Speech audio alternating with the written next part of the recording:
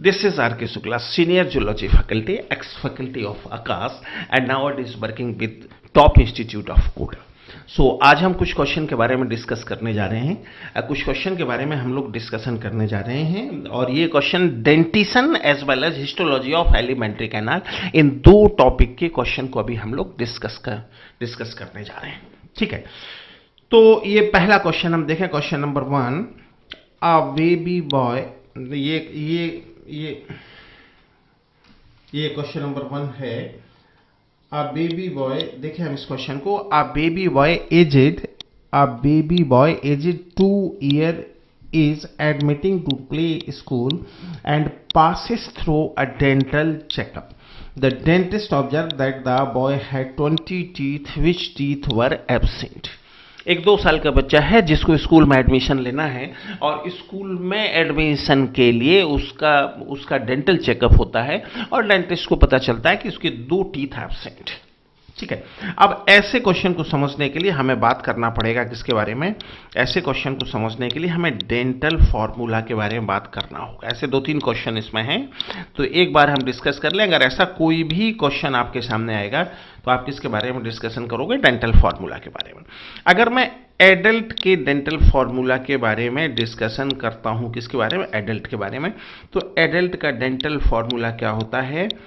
2 1 2 3। ये अपर जो का कॉन्फ़िगरेशन है और लोअर जो का भी सेम कॉन्फ़िगरेशन रहता है, 2 1 2 3, याद रखना। अब इसमें याद रखना, जो पहला 2 है दिस इज फॉर इंसाइजर, जो दूसरा 1 है दिस इज फॉर कैनाइन, जो दूसरा 2 है दिस इज फॉर प्रीमोलर, और जो लास्ट 3 है दिस इज फॉर मोलर। अच्छी तरह से याद रखना।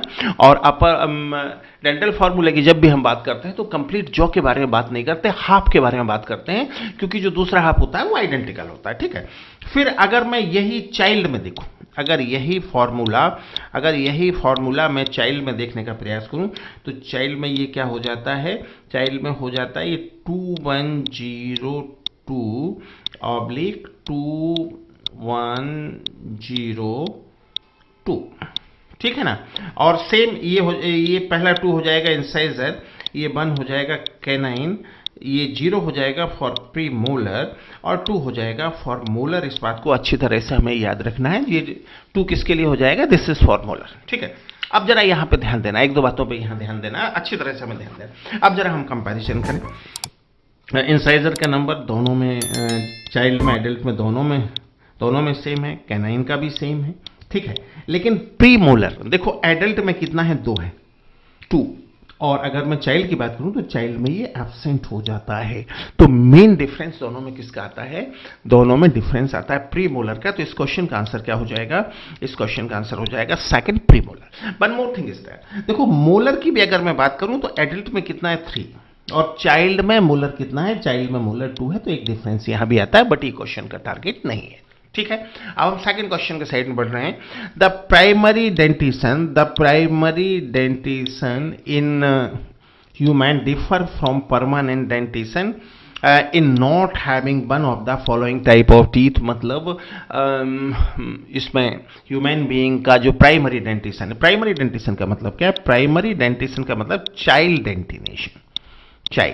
डेंटिशन, और परमानेंट डेंटिशन का मतलब क्या है? परमानेंट डेंटिशन का मतलब है adult dentition. Could you follow my point? तो इस बात को याद रखना है। तो चाइल्ड डेंटिनेशन अभी हम पढ़कर आए हैं 2102/2102, ये, और एडल्ट का हम क्या पढ़कर आए हैं? एडल्ट का हम पढ़कर आए 2123/2123। ठीक है, अब इसमें जो अभी हमने डिस्कस किया है कि इसमें कौन सा टीथ एब्सेंट है। ठीक है ना? मेन जो डिफरेंस है वो किस बात का है? तो याद रखना, मेन डिफरेंस होता है प्रीमोलर का, क्योंकि प्रीमोलर एब्सेंट हो जाता है, इस बात का याद रखना। तो आंसर क्या होगा? आंसर होगा प्रीमोलर। इस बात को अच्छी तरह से याद रखना। हालांकि अंतर मोलर में भी आता है, ये याद रखना, क्योंकि मोलर की नंबर में अंतर आ जाता है। चाइल्ड में कितना है? 2, एडल्ट में कितना है? 3। तो इसमें भी अंतर आता है, बट ज्यादा बड़ा अंतर। यहाँ क्वेश्चन जो पूछ रहा है, differ from permanent dentition in not having one of कौन सा नहीं पाया जाता, तो प्रीमोलर एब्सेंट होता है। तो आंसर क्या हो जाएगा, आंसर प्रीमोलर हो जाएगा।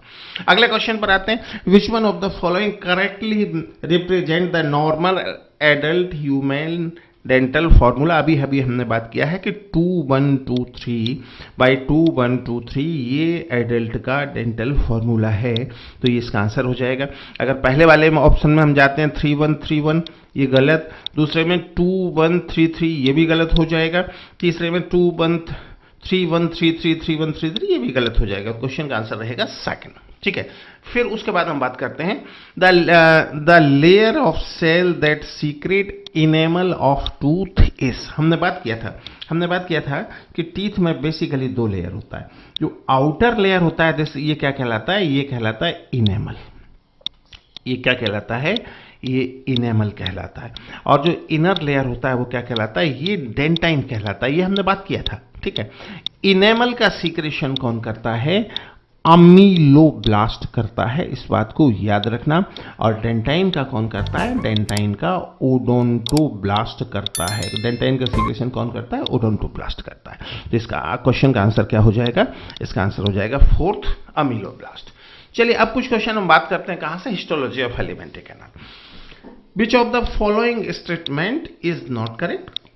Oxyntic cell are present in the mucosa of stomach and secrete HCl। बिल्कुल सही बात है। Oxyntic cell क्या कहलाती है, पैराइटल सेल भी कहलाती है, HCl का सीक्रेशन भी करती है और इंट्रिंसिक फैक्टर ऑफ कैसेल का भी सीक्रेशन करती है। तो ये बिल्कुल करेक्ट स्टेटमेंट है। दूसरा, acini are present in pancreas and secrete carboxypeptidase. बिल्कुल सही बात है। एसिनस पैंक्रियाज का एक्सोक्राइनिन पार्ट है। पैंक्रियाज का लगभग 99% इससे बनता है और ये 3 एंजाइम का सीक्रेशन करता है, pepsin, trypsin and carboxypeptidase. Correct बात है। Brunner's gland are present in submucosa of stomach. एकदम गलत स्टेटमेंट है। ब्रूनर्स ग्लैंड कहां पाई जाती है, सब म्यूकोसा ऑफ ड्यूडिनम में पाया जाता है, ये स्टमक में नहीं पाया जाता। एंड सीक्रेट पैप्सिनोजन, ये भी गलत है। क्यों गलत है, क्योंकि ये म्यूकस का सीक्रेशन करता है, इस बात को याद रखना, ठीक है। फिर goblet cell are present in mucosa of intestine and secrete mucus. बिल्कुल ये करेक्ट बात है। तो इसमें जो इनकरेक्ट स्टेटमेंट है, दिस इज सी। तो ये इस क्वेश्चन का आंसर हो जाएगा। Few more question from histology. Epithelial cell of intestine involved in food absorption have on their surface। ठीक है, देखो एब्जॉर्प्शन के सरफेस को बढ़ाने का काम कौन करता है, माइक्रोब्लाई करता है। माइक्रोब्लाई, और माइक्रोब्लाई का दूसरा नाम क्या है, याद रखना, माइक्रोब्लाई का दूसरा नाम है ब्रश बॉर्डर। माइक्रोब्लाई का दूसरा नाम क्या है, याद रखना, माइक्रोब्लाई का दूसरा नाम है ब्रश बॉर्डर। तो इसका एब्जॉर्प्शन का काम कौन करता है, ब्रश बॉर्डर या माइक्रोब्लाई का। तो इस क्वेश्चन का आंसर हो जाएगा माइक्रोब्लाई। बट बाकी ऑप्शन के बारे में थोड़ा हम बात करें। अगर मैं पाइनोसाइटिक वेसिकल की बात करूं तो जो एसेलुलर एनिमल है, यूनिसेलुलर एनिमल हैं, ये उनके सेल ड्रिंकिंग का तरीका है। अमीबा जैसे एनिमल को अगर वाटर इनटेक करना है तो वो क्या बनाता है, वो पाइनोसाइटिक वेसिकल बनाता है।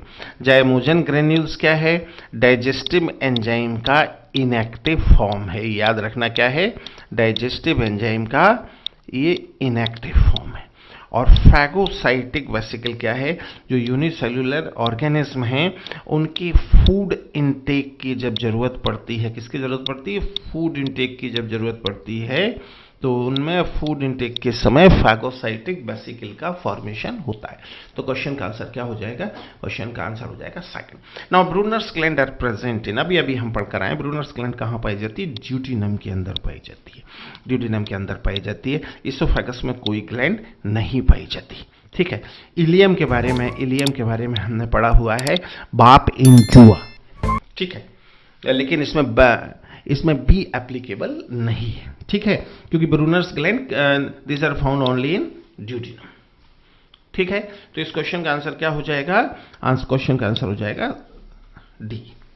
फिर उसके बाद हम बात करें in vertebrate lacteals are present in. देखो माइक्रोब्लाई का स्ट्रक्चर हमने बनाया था। माइक्रोब्लाई के बारे में हमने पढ़ा था। माइक्रोब्लाई में हमने क्या पढ़ा था, इसके सेंटर पर एक लिम्फ कैपिलरी है which is also called as lacteal. Lacteal क्यों, जब ये फैटी कंटेंट का एब्जॉर्प्शन करता है तो मिल्की वाइट हो जाता है, that's why this is called as lacteal. तो याद रखना लैक्टियल कहाँ पाया जाता है, माइक्रोब्लाई में। और माइक्रोब्लाई कहाँ पाया जाता है, स्मॉल इंटेस्टाइन। अब इसमें स्मॉल इंटेस्टाइन का एक ही एग्जाम्पल है इलियम, तो इसका आंसर क्या हो जाएगा, इसका इसोफेगस में माइक्रोब्लाई होता नहीं, ईयर का माइक्रोब्लाई से कोई लेना देना है नहीं। और इशियम क्या है, बोन है, पेल्विक गर्डल की बोन है, इसका भी कोई लेना देना नहीं है। तो आंसर क्या हो जाएगा, अगर इसमें इलियम ना होता, ड्यूडेनम होता तो वो इसका आंसर हो जाता, अगर स्मॉल इंटेस्टाइन होता तो वो इसका आंसर हो जाता, और अगर जेजुनम होता तो वो भी इसका आंसर हो जाता। मतलब स्मॉल इंटेस्टाइन का कोई भी पार्ट अगर इसमें होता तो वो आंसर हो जाता। उसके बाद ब्रूनर्स ग्लैंड अकर्स इन। देखो इतने क्वेश्चन देखकर एक बात आपको समझ में आनी चाहिए कि ब्रूनर्स ग्लैंड पर बहुत सारे क्वेश्चन आए, और ब्रूनर्स ग्लैंड में केवल 2-3 फैक्ट आपको याद रखना है। Brunner's gland are found in submucosa of duodenum, take part in secretion of mucus and duct of Brunner's gland open into lumen of duodenum. बस इतने 3 फैक्ट याद रखना है, इस पे बहुत सारे क्वेश्चन आते हैं, इसके अलावा कुछ भी याद नहीं रखना है। तो याद रखना Brunner's gland occurs in submucosa of duodenum, बिल्कुल सही है। उसके बाद सबम्यूकोसा ऑफ स्टमक एकदम गलत है, म्यूकोसा ऑफ इसोफेगस एकदम गलत है, और म्यूकोसा ऑफ इलियम भी एकदम गलत है। तो इसका आंसर क्या हो जाएगा, इसका आंसर हो जाएगा सबम्यूकोसा ऑफ ड्यूडेनम। ठीक है। अगर मैं एलिमेंट्री कैनाल की हिस्टोलॉजी की बात करूं तो देखो 2-3 बातें बहुत अच्छे से याद रखना। दिस